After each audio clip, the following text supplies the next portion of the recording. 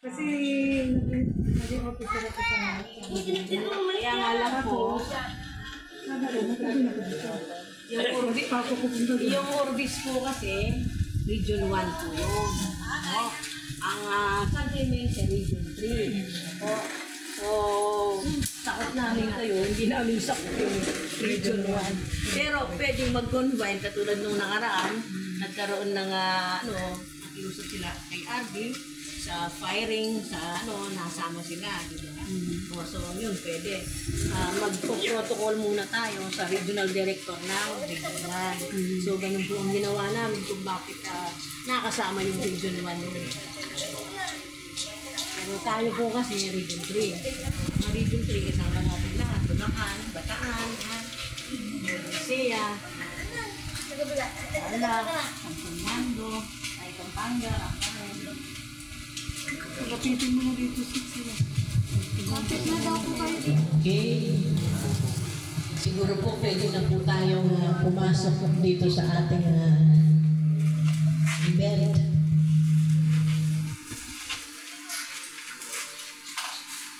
Ang sabi po ng chairwoman, bawasan mo ng echo yung echo lahat ang naririnig ko.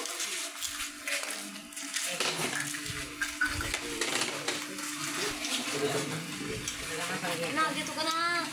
Dito rin kasama dyan. Tinalang na, tinalang. Hello. Hello. Hello. Hello. Hello. Okay.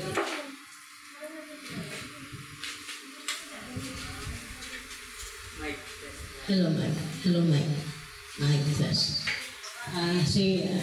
Magandang sa PHMI po, Police Hotline Movement Incorporated lagi wala pong umaga, wala pong tanghali, walang gabi. Puro umaga lang po siya. So lahat po, good morning po sa ating lahat. Good morning po. So mag-uumpisa po tayo sa ating unang pananalamin ng ating sekretarya. Tayo pong lahat ay manalangin niyo mo.